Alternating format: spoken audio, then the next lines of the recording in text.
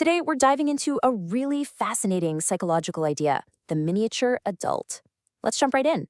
Have you ever been told you're so mature for your age? It feels like a compliment, right? But what if it's actually a sign of something much deeper going on? Well, psychology suggests that this kind of early maturity often isn't just a personality trait. It's actually a pretty sophisticated survival strategy that we learn in childhood. And this is what creates what's known as the miniature adult. It's this pattern where a child starts taking on adult responsibilities, especially the emotional ones, and learns to suppress their own needs just to keep their world stable and predictable.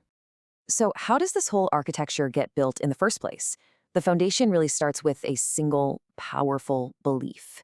Let's explore that in our first section. Your worth is not usefulness. The very first shift happens when a child begins to confuse their inherent worth as a person with how useful they are to others. This often happens in homes where love and approval feel like something you have to earn by being helpful or successful. And what this does is it creates this silent, internal rule that gets wired right into your operating system.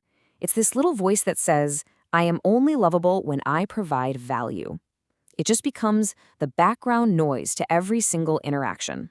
This leads to a really fundamental change in a child's core question about the world. Instead of asking, am I loved? The miniature adult is constantly asking, am I useful? Their entire sense of safety and connection really hinges on the answer to that question. Does that sound at all familiar? I mean, if you've ever felt that sudden tang of guilt the moment you try to just relax or say no to a request, well, this internal wiring is exactly why. You've been conditioned to believe that your value just evaporates the second your usefulness stops. Now, to manage all this pressure, the miniature adult has to develop some pretty specific protective behaviors. Let's move on to our next section and see how this gets built. The shields you build. Let's take a look at two of the most common shields that form because of this upbringing, the easy child persona and something called hyper-independence. So, first up is the easy child. This is the kid who learns to be no trouble at all. They become incredibly low maintenance, almost like they can sense that adding any pressure to their environment is a risk. And this pattern, it doesn't just disappear.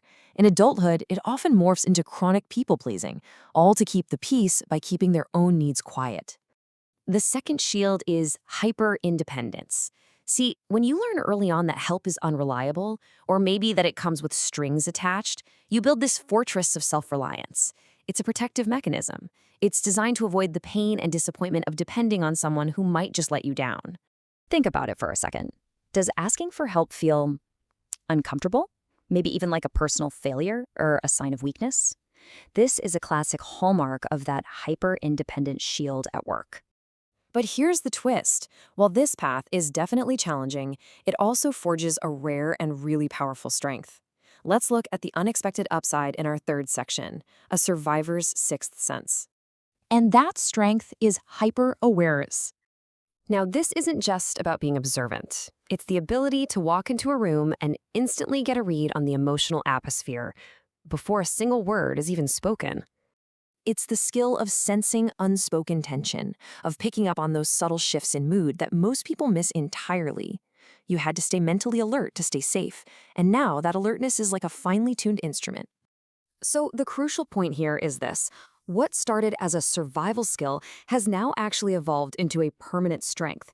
It's a testament to your resilience, and it allows you to navigate chaos with a calm that comes from knowing you've already weathered tougher storms.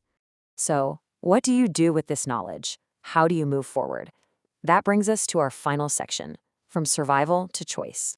The most important thing to take away from this is that you aren't broken or difficult.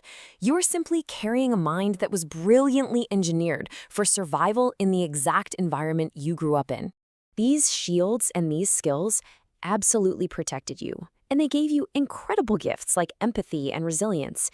But you also deserve to feel safe enough now to lower the shield, to rest, to ask for help, and to express your own needs without that guilt. Understanding the blueprint of the miniature adult is the first and most powerful step. So the question now is, what will you choose to build for yourself from here?